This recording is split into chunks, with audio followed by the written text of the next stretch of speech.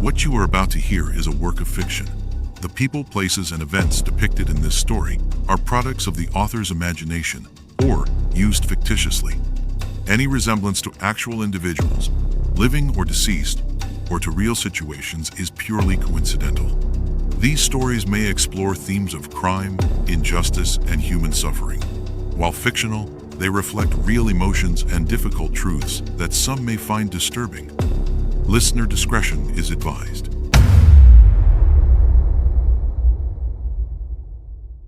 You are my sister. I trusted you with everything. How could you do this to me? The words hung in the air as Detective James Morrison listened to the confrontation unfold through his earpiece, knowing that one wrong move could cost Natalie her life. Before we go on, consider subscribing to the channel to be notified as new stories are published. Please let us know in the comments where you're watching from. We'd love to know just how far our stories reach. But let's go back to where this all began, when Natalie Thompson had no idea that the people she loved most were plotting against her. The morning sun streamed through the tall windows of the three-story townhouse, casting golden light across the hardwood floors that Natalie had lovingly restored herself. At 33, she had built a successful graphic design business from her home office on the second floor, but her greatest pride was the beautiful home she'd inherited from her grandmother 2 years ago. The Victorian townhouse, complete with original crown molding, a stunning indoor pool in the basement, and 2 comfortable guest suites on the 3rd floor, was her sanctuary. "Morning, Nat," called Jessica from the kitchen as Natalie descended the curved staircase. Her 29-year-old sister was preparing smoothie bowls, her yoga mat still rolled out in the living room from her morning practice. Jessica's long blonde hair was pulled back in a messy bun, and she wore the bright, flowing clothes that suited her free-spirited personality. "You're up early," Natalie observed, accepting the colorful bowl topped with fresh berries and granola. "Teaching a sunrise class today?" "Actually, Derek's picking me up in an hour," Jessica said, her face lighting up at the mention of her boyfriend. "We're going to look at apartments in the downtown area." Natalie paused with her spoon halfway to her mouth. "Apartments?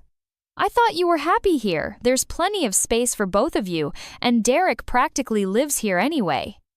Derek Sullivan had been dating Jessica for a full year now, and Natalie genuinely liked him. The 31-year-old sales manager was charming, well-dressed, and seemed devoted to her sister. He helped with household repairs and always remembered to ask about Natalie's work projects. What more could she want in a potential brother-in-law? "We are happy here," Jessica said quickly, but something flickered across her expression. "Derek just thinks it might be good for us to have our own space eventually. You know, to really build our relationship without," she trailed off. "Without what?" Natalie asked gently. "Nothing, it's just Derek's idea. He says couples need their independence." Jessica's voice carried a slight edge that Natalie had never heard before. Before Natalie could respond, the front door opened and Derek's voice called out, "Good morning, beautiful ladies!" He appeared in the kitchen doorway, impeccably dressed in a tailored navy suit, his dark hair perfectly styled. "Natalie, you look tired. Are you feeling all right?" It was true that Natalie had been feeling unusually exhausted lately, and she'd attributed it to work stress. "Just working too hard, I think," she said, managing a smile. Derek's concerned expression deepened. "You know what? I'm going to make you one of my special herbal teas tonight. My grandmother's recipe, it's great for stress and fatigue." "That's sweet of you, but you don't need to fuss over me," Natalie protested. "Nonsense," Derek said firmly, placing a gentle hand on her shoulder. "Family takes care of family, right, Jessica?" Jessica nodded, but she wouldn't meet Natalie's eyes. "Right. We should get going, Derek." As they left, Natalie found herself staring at the closed door, wondering why Jessica seemed so distant lately. Her sister had always been her closest confidant, especially after their parents died in a car accident 5 years ago. They'd supported each other through grief, celebrated each other's successes, and shared everything. This house was supposed to be their sanctuary together. That evening, Derek arrived with Jessica around 7, offering to make dinner and his special tea for Natalie's fatigue. You really don't have to go to all this trouble, Natalie said, but Derek was already moving around the kitchen with practiced efficiency. It's no trouble at all. Besides, you're family now. He winked at Jessica, who smiled but seemed preoccupied. Jessica, why don't you set the table while I get started? The simple meal was pleasant, and the conversation flowed naturally as Derek shared amusing stories from his sales calls. Natalie found herself relaxing for the first time in weeks. Now for that tea, Derek said, clearing the plates before Natalie could object. You sit right there and let me take care of everything. He returned with a steaming mug filled with an amber liquid that smelled of chamomile and something else Natalie couldn't identify. Drink it while it's hot, he instructed. The herbs work best that way. The tea had a slightly bitter aftertaste, but Natalie didn't want to seem ungrateful. Thank you, Derek. This is really thoughtful. Anything for my future sister-in-law, he said warmly, though Natalie noticed. Jessica looked startled at the phrase. Over the following months, Derek's attentiveness became a regular pattern, always insisting on preparing Natalie's special herbal tea whenever he visited. About 7 months ago, he suggested that Jessica start making healthy smoothies for both sisters, claiming they were packed with vitamins and minerals that would boost Natalie's energy. Jessica began this new routine right around the time Natalie's symptoms first appeared, bringing her elaborate green smoothies every few days, always encouraging her to drink them immediately while the nutrients are fresh. Meanwhile, Jessica seemed increasingly withdrawn, often disappearing to her room early or finding excuses to leave the house with Derek. The sister who had once shared everything with Natalie now seemed like a stranger. Natalie's health concerns, meanwhile, were getting progressively worse. Maybe you should see a doctor, Jessica suggested one morning, though her tone seemed oddly detached, as if she were reading from a script. I've been thinking the same thing, Natalie admitted. I just can't shake this feeling that something's really wrong. Derek, who was making coffee, turned around with a concerned expression. You know, I've been reading about chronic fatigue syndrome. The symptoms match what you've been experiencing perfectly. The good news is that rest and proper nutrition can really help. I'll make sure to keep preparing those healthy meals and smoothies for you. That's kind of you, Derek, but I really should see a professional. Of course, Derek said quickly. I just meant that in the meantime, we should keep taking good care of you. Maybe I should increase the frequency of that herbal tea that is adaptogenic herbs that are supposed to help with fatigue. Something about his eagerness to keep medicating her with homemade remedies struck Natalie as odd, but she pushed the thought away. Derek was trying to help, and she was probably just feeling paranoid because she was unwell.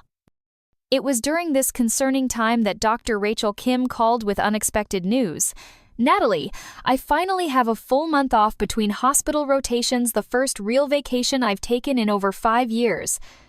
I was wondering if I could impose on your famous hospitality and those gorgeous guest suites of yours. I need a break from hotel living, and I'd love to catch up with some old friends and family back home. Natalie's face lit up for the first time in weeks.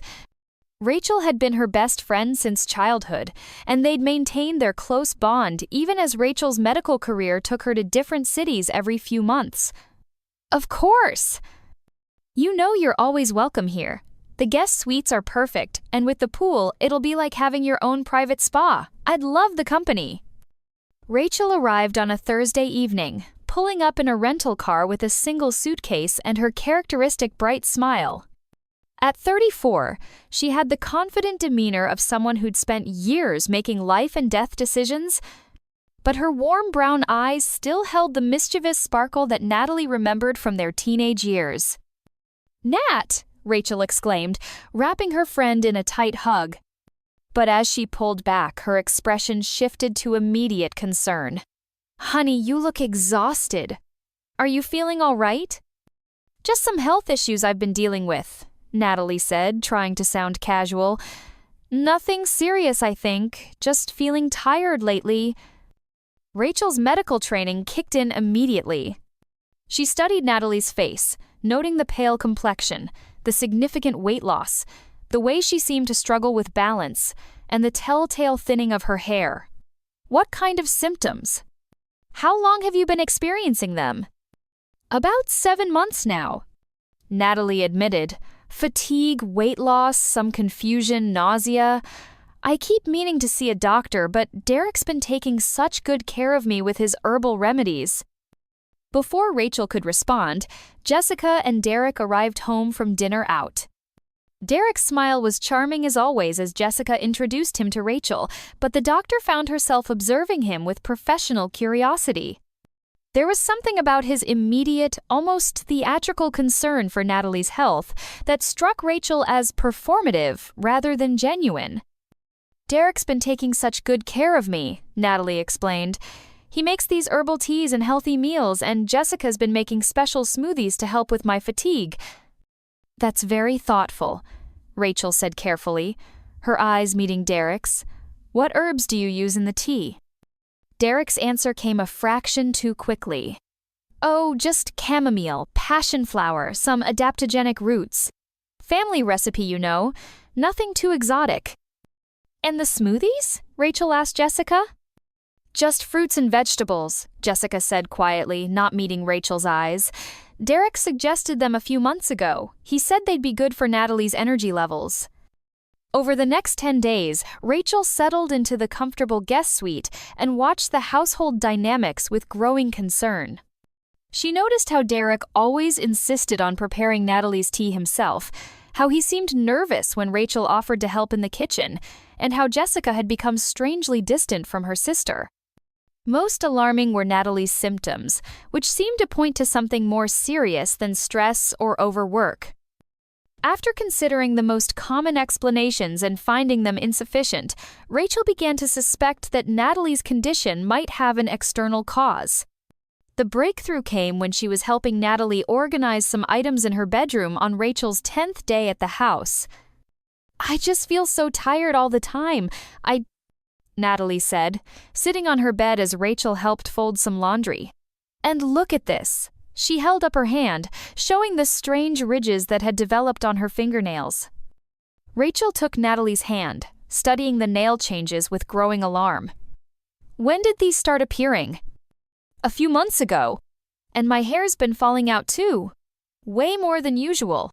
Natalie gestured toward her hairbrush on the nightstand, which had more hair tangled in it than seemed normal. As they talked, Rachel discreetly collected some of the hair from the brush and noticed nail clippings in the wastebasket.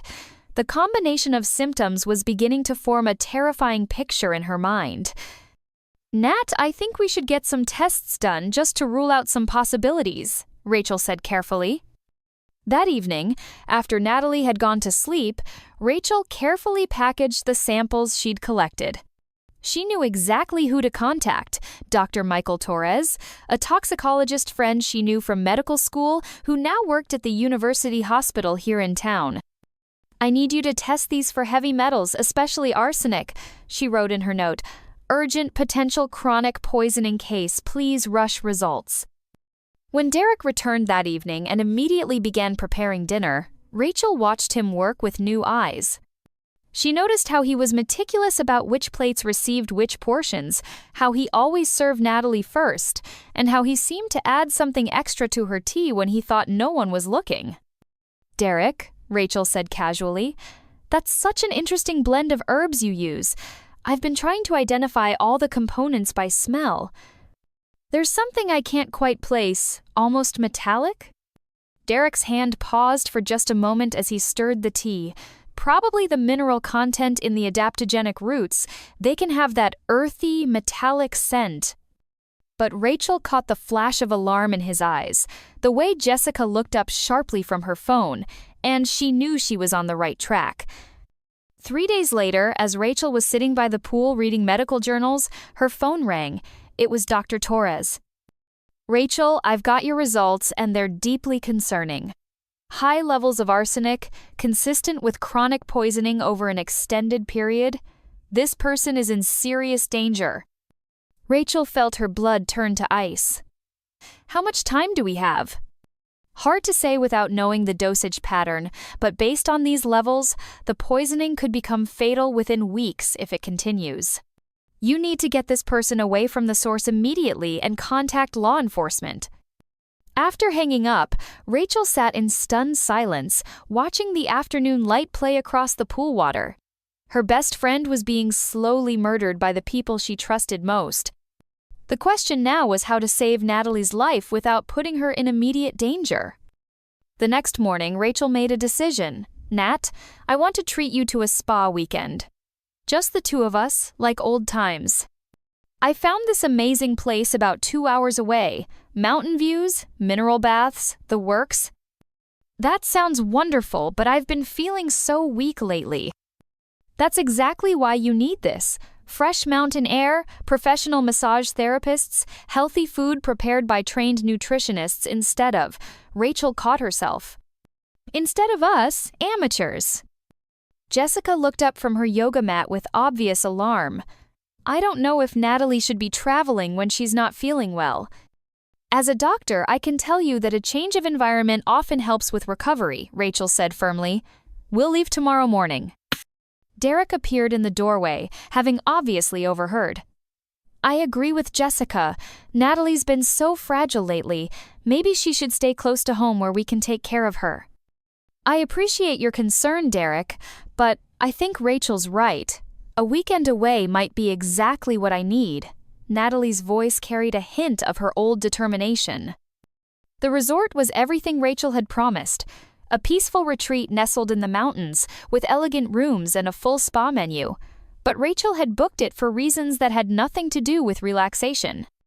On Saturday evening, as they sat on their suite's private balcony overlooking the valley, Rachel took a deep breath and made her move. Nat, I need to tell you something, and I need you to hear me out completely before you respond. Something in Rachel's tone made Natalie set down her herbal tea, one she'd made herself from the resort's selection. What is it? You're scaring me. I think someone has been poisoning you. The words hung in the evening air like a physical presence. Natalie's first instinct was to laugh, but the serious expression on Rachel's face stopped her. That's impossible. Who would? I mean, the only people who have access to my food are Jessica and Derek, and they would never. Nat, I've been observing your symptoms for 10 days now, and I've been thinking about them as a doctor. The fatigue, weight loss, hair thinning, fingernail changes, confusion episodes, they're classic signs of chronic heavy metal poisoning, most likely arsenic. Natalie felt the world tilting around her. You can't be serious. I collected samples of your hair and nail clippings and sent them to a toxicologist friend for testing. The results came back 3 days ago. Rachel reached for Natalie's hands. I know this is devastating to consider, but the tests show high levels of arsenic consistent with chronic poisoning over 6 to 8 months. About 7 months ago, Natalie's voice was barely a whisper as the timeline clicked into place. Right around when your symptoms started. And that's also when Derek suggested Jessica start making those smoothies for you. The pieces began clicking together in Natalie's mind with horrible clarity. Derek's insistence on preparing her food personally, his nervousness when others offered to help in the kitchen. The way he always served her first, always brought her tea, always seemed so concerned about her health while simultaneously offering to treat it with his homemade remedies. Jessica's gradual withdrawal, her odd expressions that Natalie had always interpreted as worry about her declining health, but now she wondered if there could have been something else entirely at play. The way Jessica had started that smoothie routine exactly when Derek suggested it. But why would Derek want to hurt me? And Jessica? Jessica would never. Think about what Derek would gain if something happened to you, Nat. The answer hit her like a physical blow. The townhouse, worth over $2 million, inherited by both sisters from their grandmother, but with the provision that if anything happened to Natalie, Jessica would inherit her half of the house, making Jessica the sole owner. Natalie would never consider selling. She loved living there and could never afford anything similar on her graphic design income alone. I can't believe this is happening. Derek and Jessica, They're planning to kill me? The arsenic levels suggest someone was being very careful, enough to make you sick and weak, but administered gradually to avoid suspicion. If I had to guess, I'd say they were planning a slow poisoning that would eventually look like a mysterious illness. Natalie felt as though she might faint. I don't know what to do. Part of me wants to confront them, but God, Rachel, what if they panic? What if they try to hurt me? Or what if they just deny everything? We have no choice but to involve the police now, Rachel said firmly. This is attempted murder, Nat. We can't handle this on our own. But even as Rachel reached for her phone, Natalie was thinking ahead. Rachel, if we just call the police with test results, what evidence do we really have? Derek could claim I was exposed to arsenic somewhere else. Jessica could say she had no idea. We need proof of their intent. Rachel stared at her friend, recognizing the determined expression she remembered from their childhood. What are you thinking? We go back tomorrow as planned. We act normal, and we get them to confess. Natalie, that's incredibly dangerous. If they realize you know. Then we make sure the police are involved from the beginning. The next morning, they checked out of the resort and drove back to the city. Instead of going straight home to the townhouse, they went directly to the police station in their neighborhood. Detective James Morrison, a man in his late 30s with kind blue eyes and graying temples, listened to their story with the serious attention it deserved. This is a grave situation, he said after reviewing the toxicology report. But you're right, that we'll need more evidence for a solid prosecution. If you're willing to wear recording devices and let us position officers nearby, we might be able to get the confession we need. Detective Morrison's plan was thorough but risky.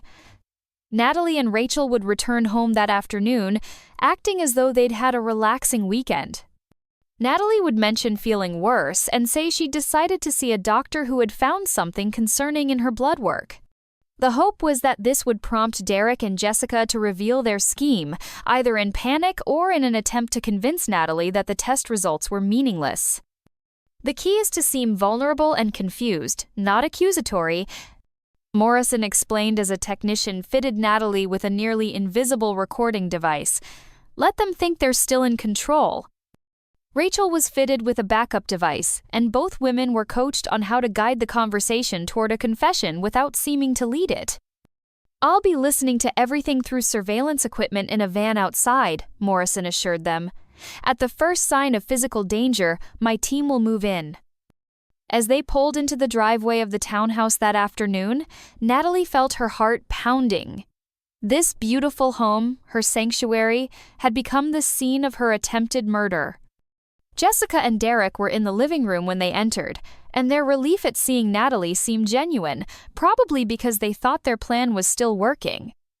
"How was the spa?" Jessica asked, though her smile didn't quite reach her eyes. "Relaxing, but I'm actually feeling worse today," Natalie said, sticking to the script. "I think I might need to see a doctor after all." Derek was immediately attentive. "Poor thing, here, sit down. I'll make you some tea." "Actually," Natalie said, following Detective Morrison's coaching, "I did see a doctor at the resort. They have a medical center there, and I was feeling so weak that Rachel insisted I get checked out." The change in Derek's demeanor was subtle but noticeable. His movements became more careful, more controlled. What did they say? "They took some blood and said they found something unusual. They want me to come in for more tests tomorrow." Natalie watched Derek's face carefully. "They mentioned something about toxins in my system." Jessica's face went pale. "Toxins? What kind of toxins?" "I don't know exactly. The doctor said it could be environmental or—" Natalie let her voice trail off, as though she was too confused to continue. Derek moved closer, his concern seeming genuine. "Environmental toxins are everywhere these days. Old paint, contaminated water, industrial pollution, I'm sure it's nothing serious." "The doctor seemed pretty worried," Rachel interjected. "They said the levels were quite high for something environmental." "Well, doctors always overreact," Derek said quickly. Remember when Jessica thought she had that serious condition last year and it turned out to be nothing? But Jessica wasn't playing along.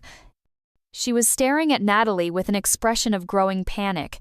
Nat, what if? What if it's something in the house? Something we've all been exposed to? The doctor said it was specifically heavy metals, Natalie said, watching Jessica's reaction. They're going to test for arsenic tomorrow.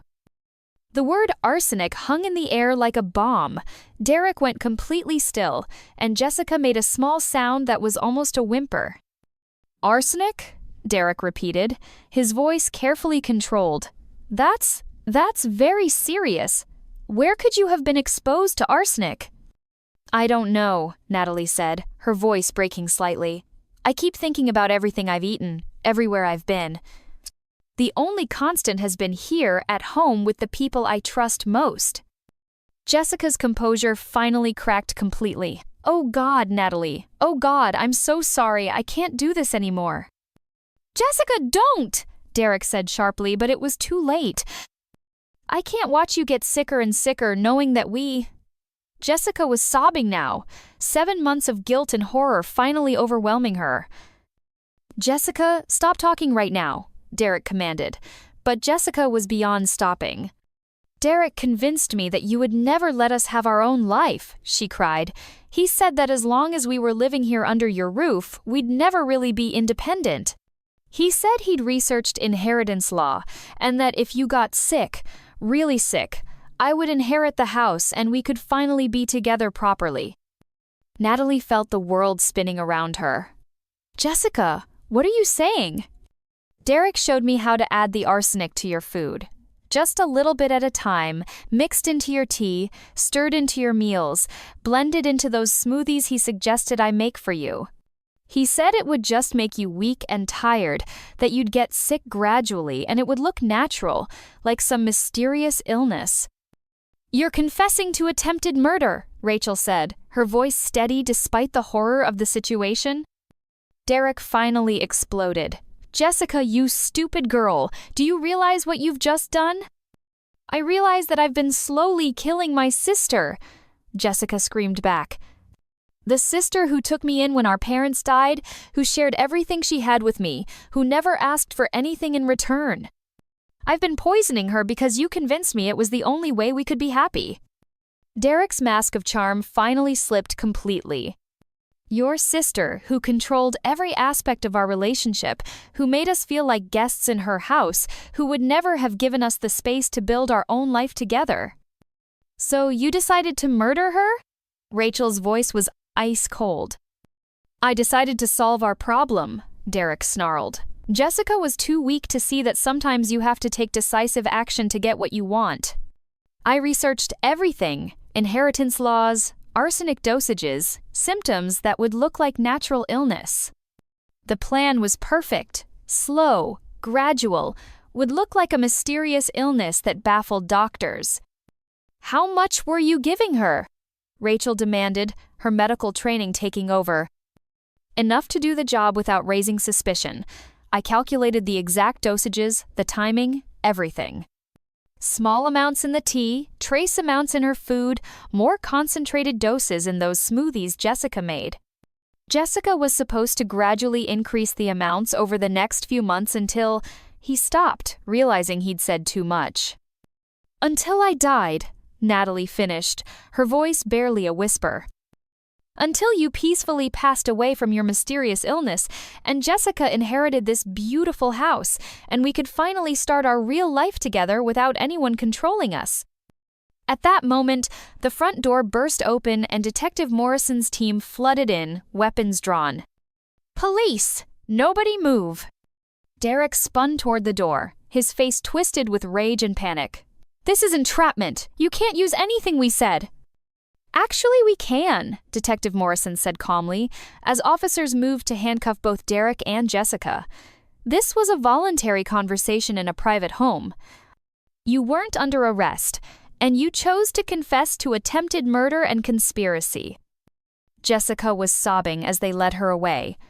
Natalie, I'm so sorry. I never wanted to hurt you. I love him so much, and he made it sound like the only way we could be happy. He said you'd just get sick, not die. I thought maybe you'd just be weak enough that you'd want to move somewhere with better medical care, and then we could have the house. You are my sister. I trusted you with everything. How could you do this to me? Derek showed no remorse as they cuffed him. You'll never be able to prove premeditation. Good lawyers will get this reduced to assault, maybe even reckless endangerment.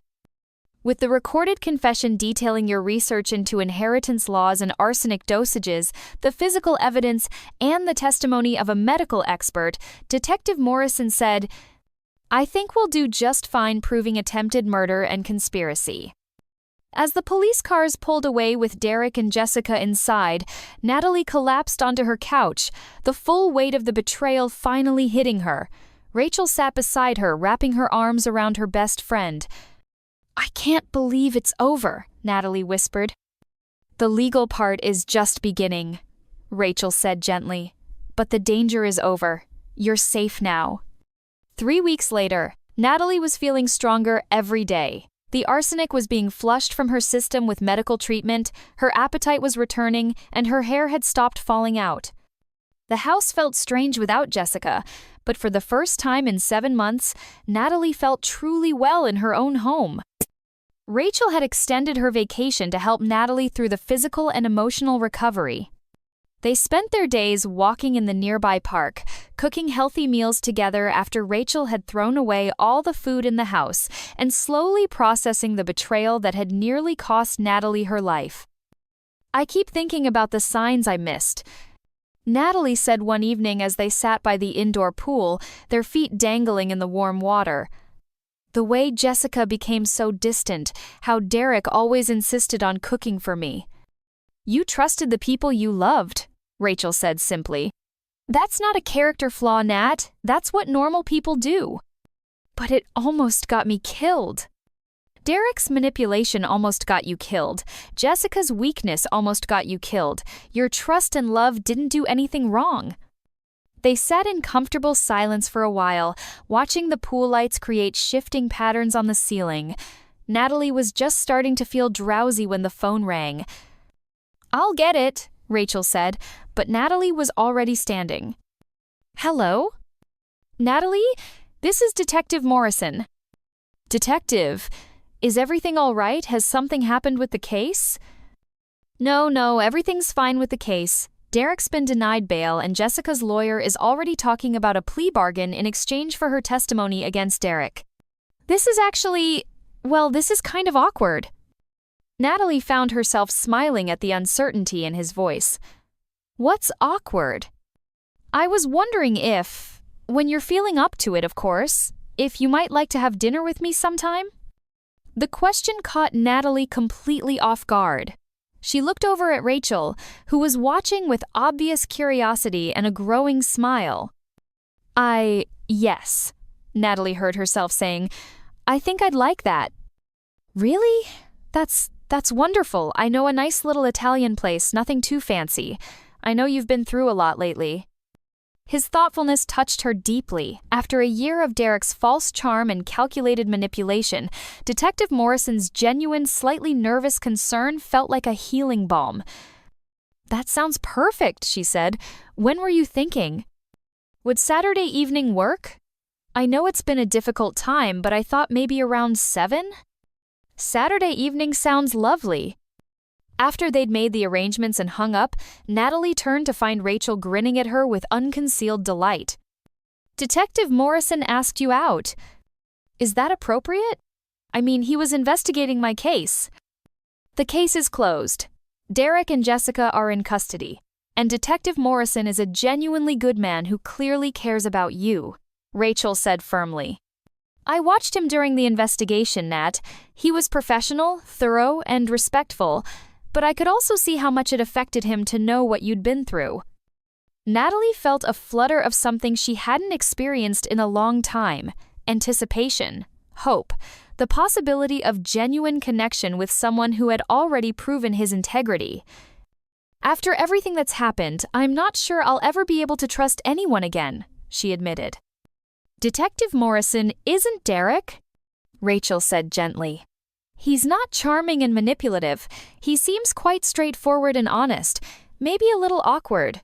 Besides, it's just a dinner. You really think so? Rachel's smile was warm and encouraging. I think that after surviving what you've survived, you deserve a chance to meet someone who will truly cherish and protect you. And, based on what I observed during the investigation, Detective Morrison might just fit that description. As Natalie looked around her beautiful home, the home that had nearly become her tomb but was now her sanctuary again, she felt something she hadn't experienced in months: hope for the future, trust in her own judgment, and the exciting possibility that her greatest trial might have led her to something promising. The townhouse was quiet and peaceful, filled with warm light and the promise of new beginnings. For the first time since this nightmare began, Natalie Thompson was truly looking forward to tomorrow. Thank you for listening until the end. If you enjoyed the story, please consider leaving us a like. This helps us reach more people.